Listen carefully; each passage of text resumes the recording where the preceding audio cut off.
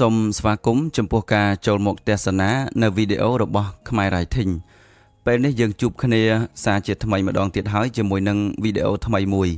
លោកគ្រូសូមអធិស្ឋានផងដែរដោយសារមួយរយៈចុងក្រោយនេះលោកគ្រូមានបញ្ហាផ្ដាសាយរលាកបំពង់កដូច្នេះទើបចេញវីដេអូតែងសេចក្តីរៀងយឺតបន្តិចប៉ុន្តែដោយសារតែមកដល់ពេលនេះមានអ្នកសំណុំពរច្រើនហើយលោកគ្រូឃើញថាប្រធានតែងសេចក្តីសុទ្ធតែទំនងដូច្នេះលោកគ្រូក៏ឆ្លៀតធ្វើវីដេអូជាបន្តទៀតតែម្ដងសង្ឃឹមថាសំឡេងប៉ុណ្នេះអ្នកសិក្សាយើងនឹងនៅតែស្ដាប់បានហើយប្រសិនបើអាចសូមអ្នកសិក្សាយើងជួយចែករំលែកនៅវីដេអូនេះទៅដល់សិស្សដទៃទៀតឲ្យគាត់បានសិក្សាផងចុះប្រធាននៅក្នុងថ្ងៃនេះគឺជាប្រធានបែបកំណាព្យ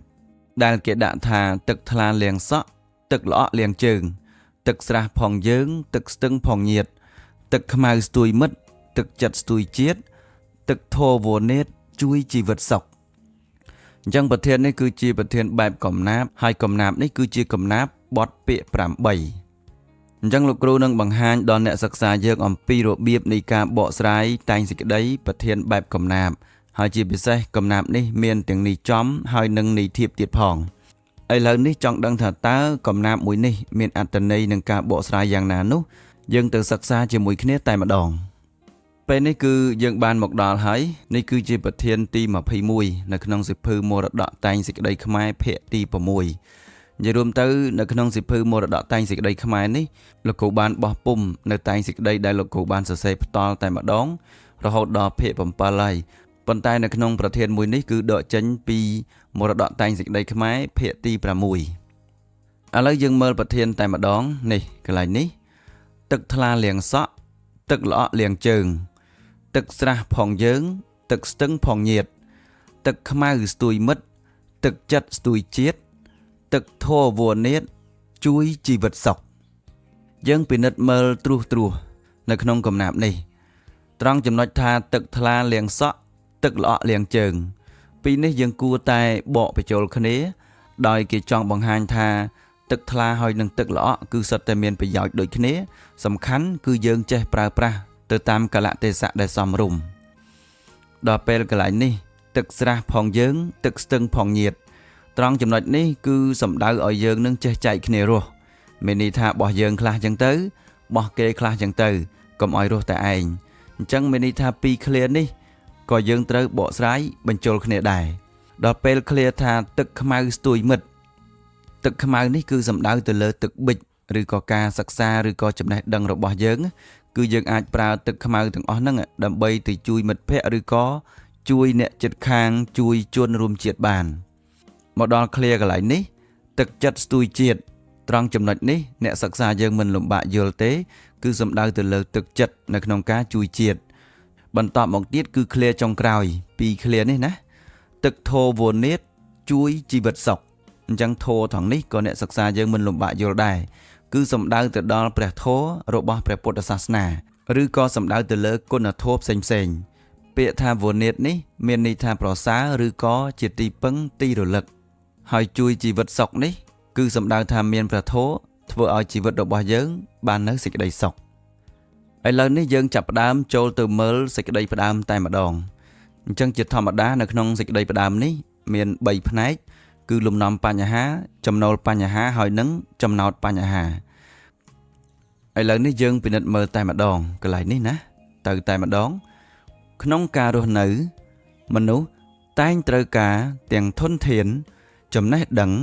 មិត្តភាពសាមគ្គីភាពសេចក្តីស្រឡាញ់ជាតិនិងគុណធម៌ដើម្បីដឹកនាំជីវិតឲ្យប្រសើរអ្វីដែលនៅជុំវិញខ្លួនអាចផ្ដល់ប្រយោជន៍បានកាលណាមនុស្សចេះប្រើឲ្យត្រូវកលៈទេសៈចេះជួយគ្នានិងមានចិត្តប្រកបដោយធម៌ហេតុនេះហើយទើបមានកំណាព្យមួយលើកឡើងថាទឹកថ្លាលាងសក់ទឹកល្អក់លាងជើងទឹកស្រះផងយើងទឹកស្ទឹងផងញាតទឹកខ្មៅស្ទួយមិត្តទឹកចិត្តស្ទួយជាតិទឹកធម៌វនេតជួយជីវិតសុខតើកំណាព្យខាងលើមានអត្ថន័យនិងគុណតម្លៃអប់រំយ៉ាងដូចម្ដេចខ្លះ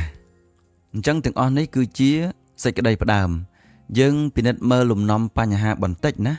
អញ្ចឹងលំនាំបញ្ហានេះលោកគ្រូសរសេរតែ2ប្រយោគទេ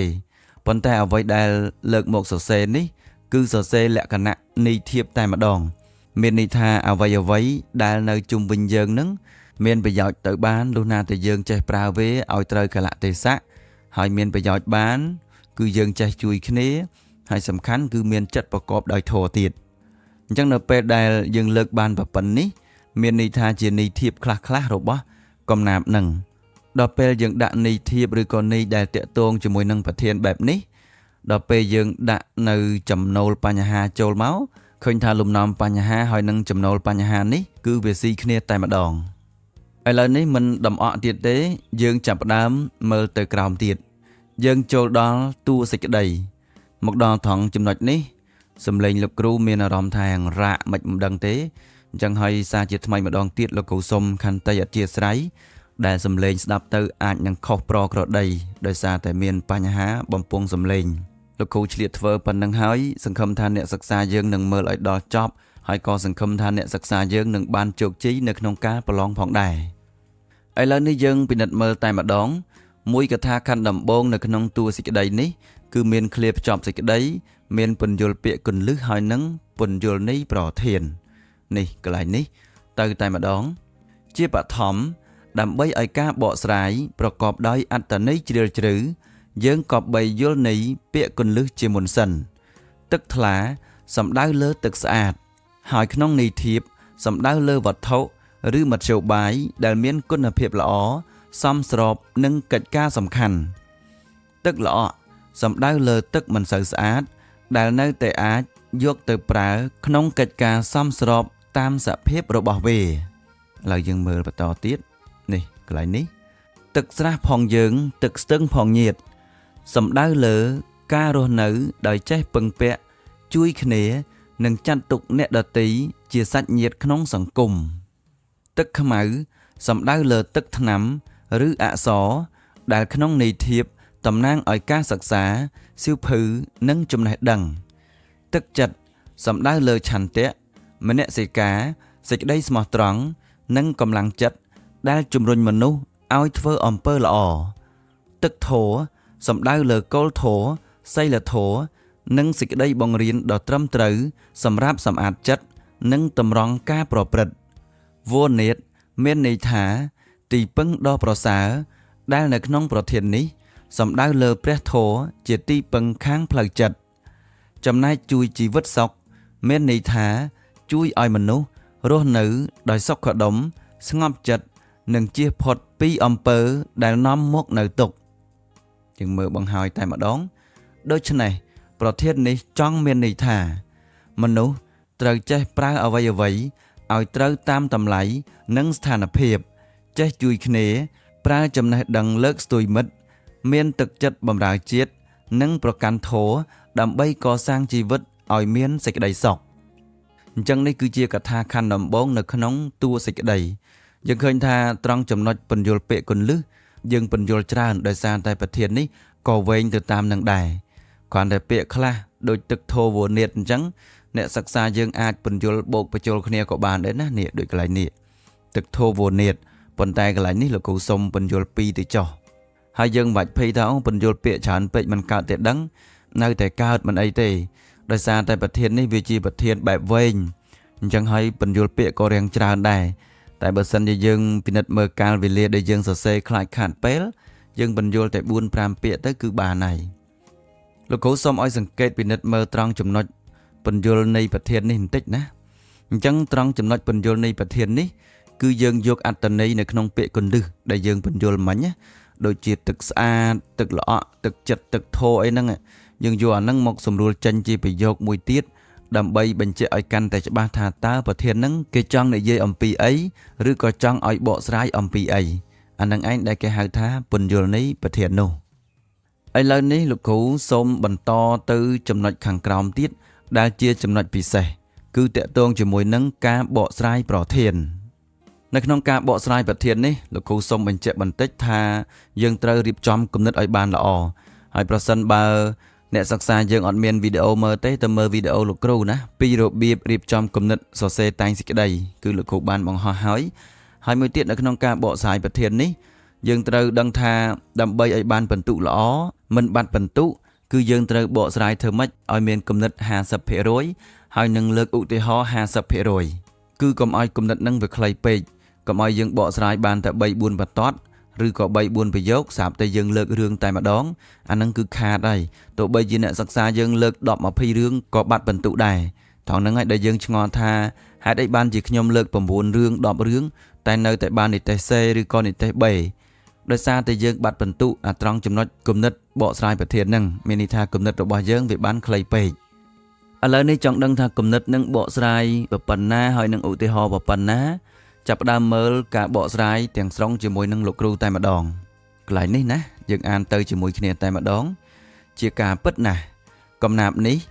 បានបង្ហាញគោលការណ៍រស់នៅដ៏ទូលំទូលាយចាប់ពីការប្រើប្រាស់វត្ថុ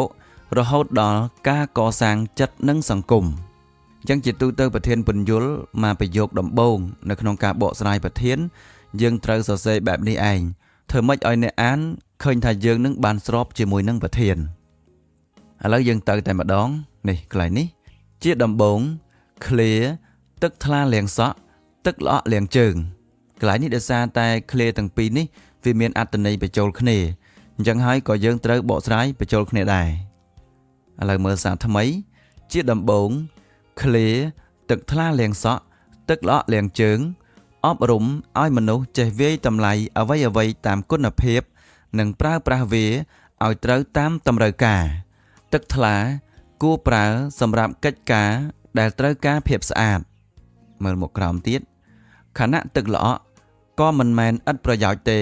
ប្រសិនបើយកទៅប្រើឲ្យសមស្របគំនិតនេះបង្ហាញថាធនធានមនុស្សនិងសមត្ថភាពនីមួយៗសុទ្ធតែមានតម្លៃប្រសិនបើយើងចេះដាក់ឲ្យត្រូវទីត្រូវកន្លែងអញ្ចឹងអានេះគឺជាការបកស្រាយទឹកថ្លាលាងសក់ទឹកល្អក់លាងជើងឥឡូវយើងចូលទៅមួយ clear ទៀតតែម្ដងនេះកន្លែងនេះមិនមែនមក clear ទេគឺ2 clear ណាកន្លែងនេះ2 clear បញ្ចូលគ្នាទៅតែម្ដងបន្ទាប់មក clear ទឹកស្រះផងយើងទឹកស្ទឹងផងញាតរំលឹកឲ្យមនុស្សមិនរស់នៅដោយឯកោប៉ុន្តែត្រូវចេះពឹងពាក់និងជួយគ្នាទៅវិញទៅមកការចាត់ទុកអ្នកជិតខាងមិត្តភ័ក្តិនិងសមាជិកសង្គមដូចញាតិអាចបង្កើតភាពស្និទ្ធស្នាលនិងសាមគ្គីភាពយើងមើលបន្តទៀតសាមគ្គីភាពធ្វើឲ្យមនុស្សមានកម្លាំងរួមអាចឆ្លងកាត់ការលំបាកនិងសម្រេចកិច្ចការធំៗបានប្រសើរជាងការធ្វើតែម្នាក់ឯងអញ្ចឹងអានេះគឺជាការអធិប្បាយទៅលើ clear នេះកន្លែងនេះទឹកស្រះផងយើងទឹកស្ទឹងផងញាតគឺសំដៅឲ្យចេះចែកគ្នារស់ឬក៏ឲ្យយើងនឹងមានការសាមគ្គីគ្នា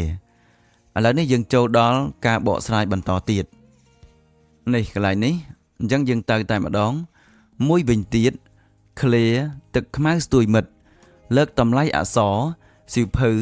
និងចំណេះដឹងថាជាកម្លាំងសម្រាប់លើកស្ទួយមនុស្សអ្នកមានចំណេះដឹងមិនគួររក្សាទុកសម្រាប់ខ្លួនឯងទេប៉ុន្តែគួរចែករំលែកដើម្បីឲ្យមិត្តភ័ក្តិនិងអ្នកនៅជុំវិញខ្លួនបានរីកចម្រើនជាមួយគ្នាការចែករំលែកចំណេះដឹងអាចបំបត្តិភាពល្ងងខ្លៅជួយមនុស្សស្គាល់សិទ្ធិនិងបង្កើនសមត្ថភាពដោះស្រាយបញ្ហាជីវិតអញ្ចឹងតកតងជាមួយនឹង clear ថាទឹកខ្មៅស្ទួយមិត្តគឺមានអត្ថន័យបែបហ្នឹងឯងអានេះយើងអធិប្បាយមួយចំណុច 3-4 ប្រយោគអញ្ចឹងបានហើយដោយសារតែនៅក្នុងកំណាព្យនេះគឺវាវែងអញ្ចឹងហើយមួយ clear ឬក៏2 clear យើងបកស្រាយ 4-5 ចំណុចបើយើងបូកទៅបានប្រហែលជា20ប្រយោគអីដែរប៉ុន្តែបើអ្នកសិក្សាយើងមានពេលច្រើនអាហ្នឹងយើងសរសេរច្រើនទៅតាមហ្នឹងទៅណាប៉ុន្តែកុំភ្លេចមើលពេលវេលាផងកុំអាងថាបកស្រាយឆ្ងាញ់ជក់ដល់ពេលជួងមើងមិនតាន់បានលើកឧទាហរណ៍ផងអញ្ចឹងហើយខាតដូច្នេះឲ្យបានលោកគ្រូឲ្យតម្រុយថាមួយចំណុចហ្នឹងបកស្រាយ 4-5 ប្រយោគទៅគឺបានហើយសរុបមកការបកស្រាយគំនិតហ្នឹងធ្វើម៉េចឲ្យបានប្រហែល10ទៅ20ប្រយោគទៅជាការមួយដែលប្រសើរហើយ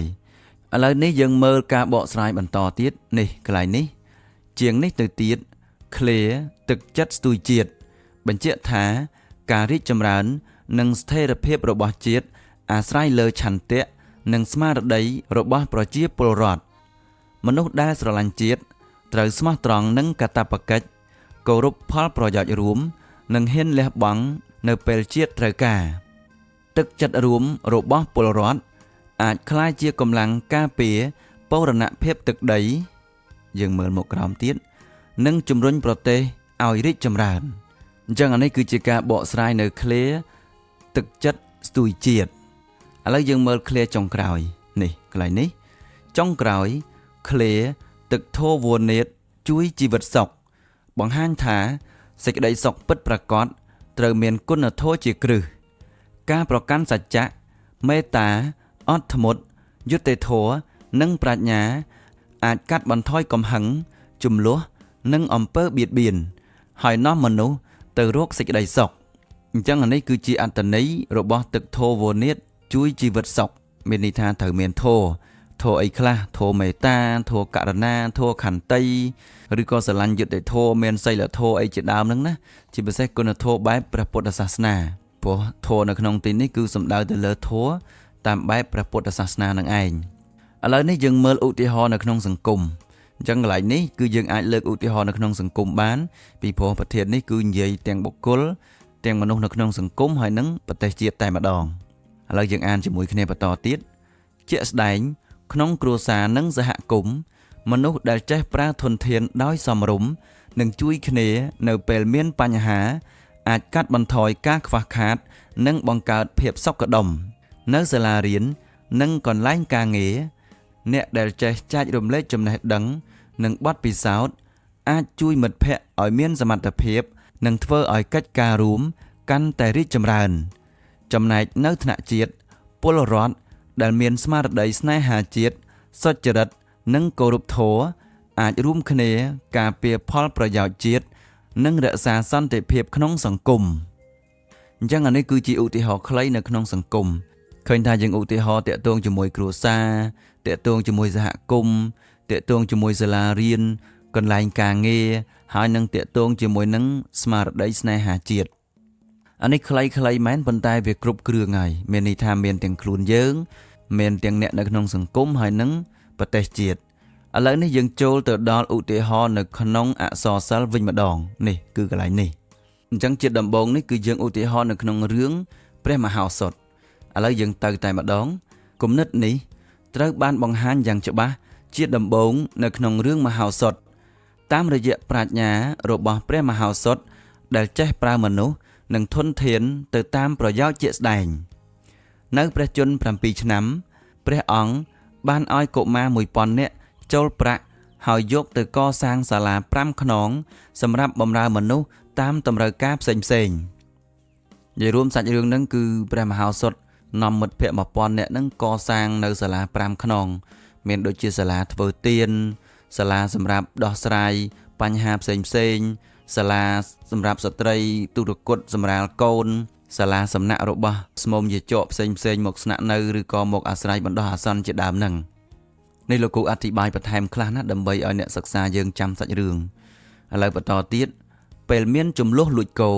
ព្រះអង្គមិនកាត់ក្តីតាមការអះអាងទេប៉ុន្តែសួរអំពីចំណីគោ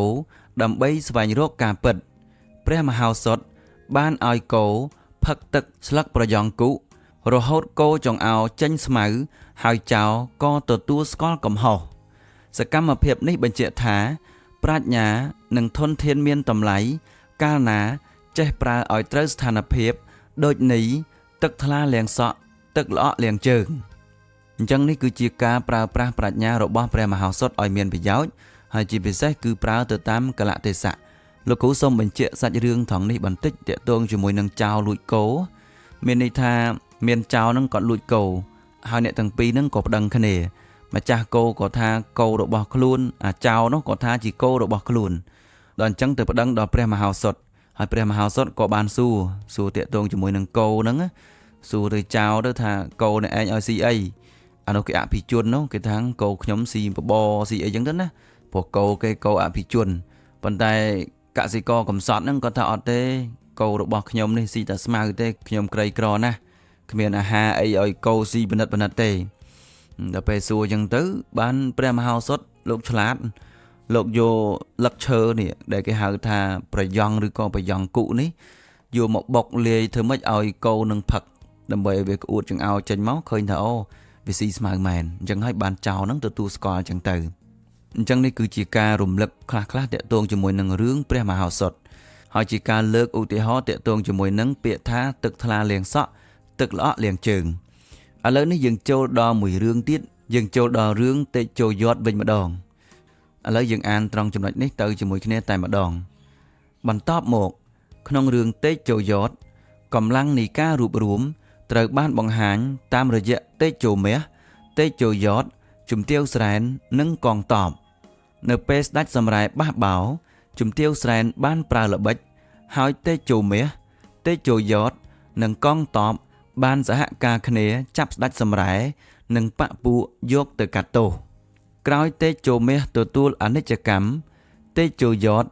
បានបន្តដឹកនាំកងទ័ពបង្ក្រាបសត្រូវ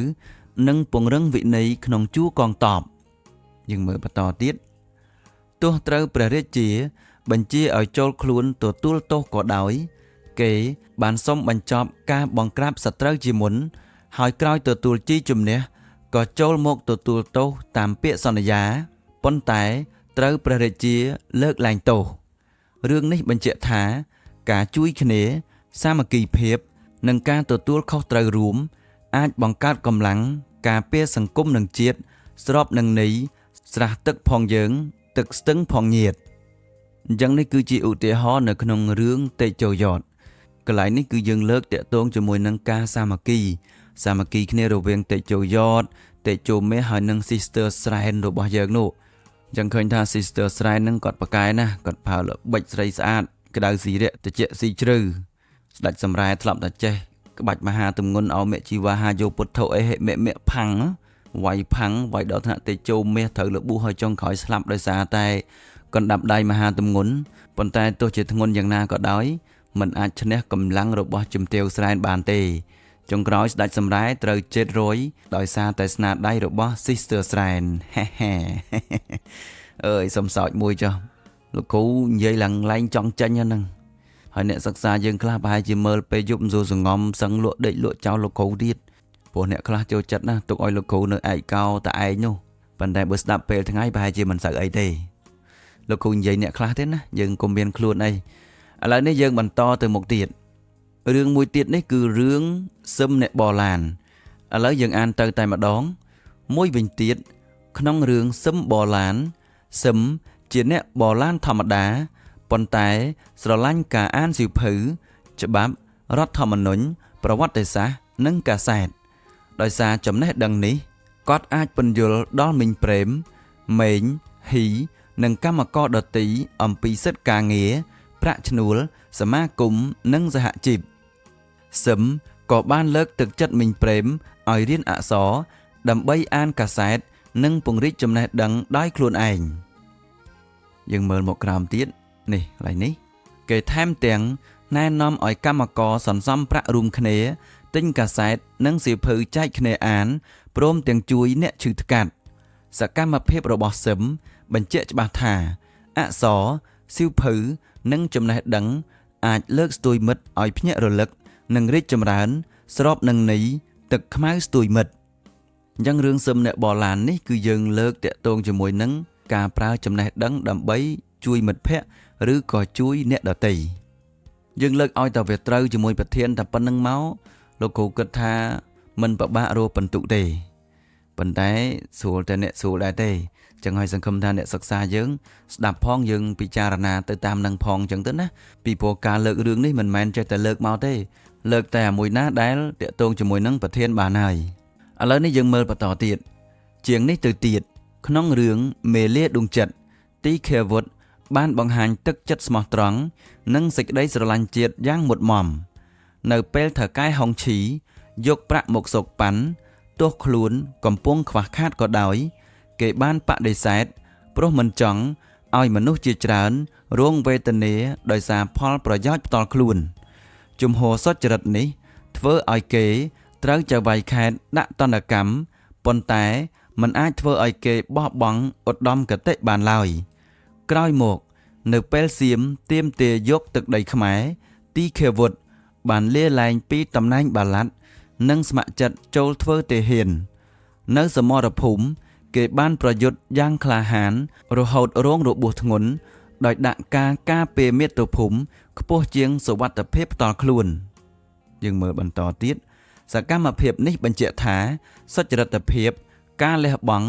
និងទឹកចិត្តស្នេហាជាតិរបស់ពលរដ្ឋជាកម្លាំងដ៏សំខាន់សម្រាប់ទឹកចិត្តស្ទួយជាតិអញ្ចឹងរឿងមេលាដួងចិត្តនេះយើងលើកតាក់ទងជាមួយនឹងទឹកចិត្តស្ទួយជាតិនៅក្នុងរឿងឃើញថាទីឃេវុឌ្ឍត្រូវបានថៅកែហុងឈីសោកប៉ាន់ដោយប្រាក់500រៀលជាថ្នូរជាមួយនឹងសម្លៀកបំពាក់500សម្រាប់ដែលគេកាត់សម្រាប់ប៉ូលីសគឺធ្វើម៉េចឲ្យទីឃេវុឌ្ឍនឹងគាត់សញ្ញេទទួលស្គាល់កណាត់ដែលមិនល្អឬក៏កណាត់ម៉ាកផ្សេងដែលមានពណ៌ស្តៀងនឹងពណ៌ខោអាវរបស់ប៉ូលីសចឹងទៅប៉ុន្តែទីឃេវុឌ្ឍគាត់ឃើញថាគាត់មិនអាចយកប្រាក់នឹងបានទេដោយសារតែបើសិនជាគាត់យកគាត់អាចមានក្តីសុខតែឯងប៉ុន្តែប៉ូលីស500នាក់នោះគាត់នឹងត្រូវដល់នៅសេចក្តីលំបាកដោយសារអីពេលនោះគឺប៉ូលីសនឹងមានប្រាក់ខែតិចមែនតើប៉ុន្តែអ្វីដែលចង់លើកមកបញ្ជាក់នេះចង់បង្ហាញថាទីឃេវុឌ្ឍគឺគាត់មានទឹកចិត្តស្នេហាជាតិមិនត្រឹមតែទឹកចិត្តទេគាត់ស្ម័គ្រខ្លួនទៅទៀតដោយសារតែនៅពេលដែលថៃទាមទារដីខ្លាំងក៏មានសង្គ្រាមរវាងខ្មែរហើយនឹងសៀមកើតឡើងសៀមនឹងវាចង្រៃមករហូតទៅហើយអញ្ចឹងពាក្យថាថៃនេះវាគូជាមួយនឹងចង្រៃនឹងឯងស្អែកដូចគ្នាទេដោយសារតែឃើញវាចង្រៃអញ្ចឹងហើយបានទីឃេវុឌ្ឍសុកចិត្តទៅធ្វើកងតបដើម្បីបាញ់ជាមួយនឹងទាហានសៀមហ្នឹងមិនត្រឹមតែប៉ុណ្្នឹងគាត់បរិការស្រីសៀមទៀតហ្នឹងគាត់ថា no មិនអាចទទួលនាងច័ន្ទមនីមកធ្វើជាសង្សារបានទេកុំថាឡើយសង្សារមិត្តភ័ក្តិក៏អត់អាចរាប់អានបានទេដល់ប៉ុណ្្នឹងទីឃេវុឌ្ឍអុយតម្រាំយើងមួយចំនួន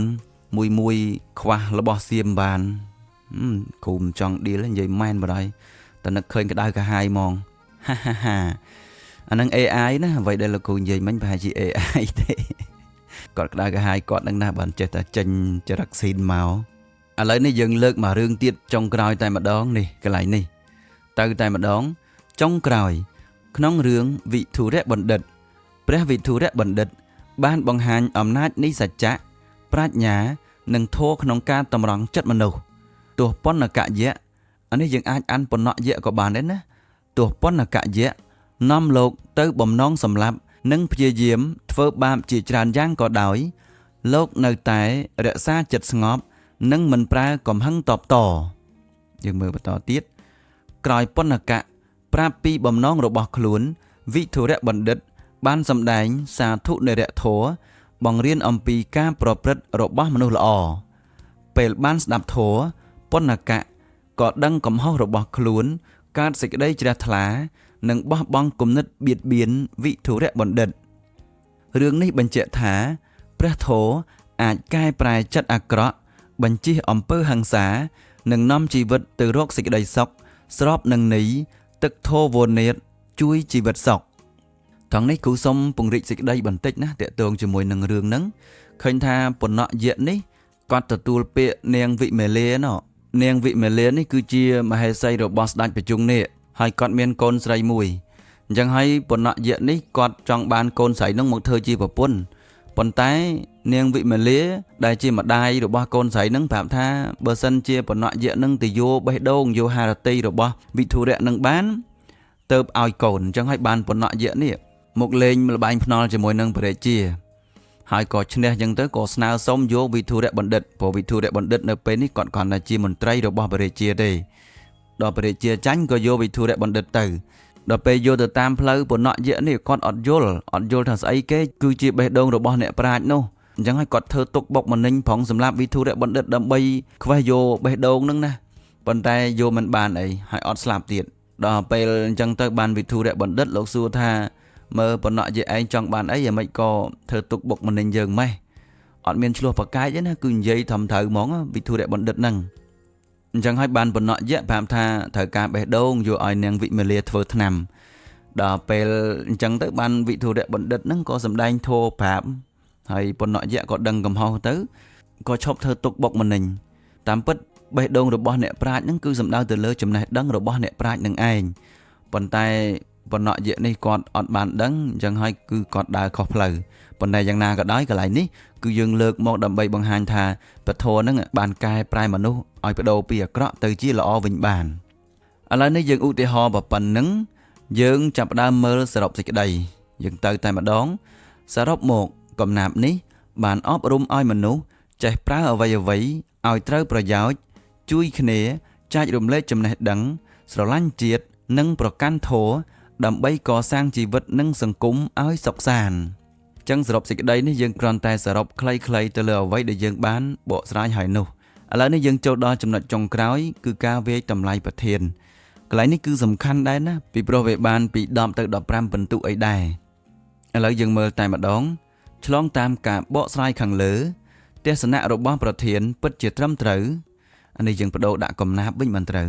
កំណាព្យរបស់ប្រធានពិតជាត្រឹមត្រូវនិងមានអត្ថន័យល្អប្រសើរព្រោះគោលគំនិតទាំងនេះជួយអប់រំមនុស្សឲ្យមានប្រាជ្ញាសាមគ្គីភាពចំណេះដឹងស្មារតីទទួលខុសត្រូវចំពោះជាតិនិងគុណធម៌ក្នុងការរស់នៅដូច្នេះយើងគ្រប់រូបជាពិសេសយុវជនត្រូវចេះប្រើធនធាននិងសមត្ថភាពឲ្យត្រឹមត្រូវចេះជួយនិងចែករំលែកចំណេះដឹងដល់អ្នកដទៃបណ្ដុះទឹកចិត្តស្រឡាញ់ជាតិព្រមទាំងប្រកាន់សីលធម៌និងធម៌ល្អជាប្រចាំដើម្បីកសាងខ្លួនគ្រួសារសង្គមនិងប្រទេសជាតិឲ្យមានសេចក្តីសុខនិងការរីកចម្រើនលោកគ្រូសូមបញ្ជាក់បន្តិចណានៅត្រង់ចំណុចវាយតម្លៃប្រធាននេះយើងត្រូវតែដាក់ហេតុផលឲ្យគេដូចកន្លែងនេះយើងថាប្រធាននឹងល្អដោយសារអីដោយសារតែប្រធាននឹងបានបង្ហាញអំពីទស្សនៈឬក៏គំនិតដើម្បីឲ្យមនុស្សនឹងមានប្រាជ្ញាចេះសាមគ្គីចេះប្រើចំណេះដឹងឬក៏មានស្មារតីទទួលខុសត្រូវចំពោះជាតិការមានហេតុផលបែបហ្នឹងគឺធ្វើឲ្យតែងសេចក្តីរបស់យើងបានបន្ទុកកាន់តែប្រសើរឡើងហើយត្រង់ចំណុចនេះគឺការបញ្ចេញនៅទស្សនៈផ្ទាល់ខ្លួនអញ្ចឹងយើងគ្រាន់តែលើកឲ្យតាក់ទងទៅនឹងប្រធានបែបហ្នឹងមកគឺបានហើយលោកគ្រូសង្ឃឹមថាការបកស្រាយរបស់លោកគ្រូតាមរយៈប្រធាននេះនឹងបានជាគំនិតឬក៏ចំណេះដឹងខ្លះៗដល់អ្នកសិក្សាទាំងអស់អង្គទាំងអស់គ្នាសូមអរព្រគុណសម្រាប់ការលើកទឹកចិត្តនិងជួយគាំទ្រលោកគ្រូខ្មែរ Writing យើងនឹងជួបគ្នាសារជាថ្មីម្ដងទៀតនៅវីដេអូក្រោយសូមអរព្រគុណនិងអរគុណសម្រាប់ការសិក្សាជាមួយនឹងលោកគ្រូខ្មែរ Writing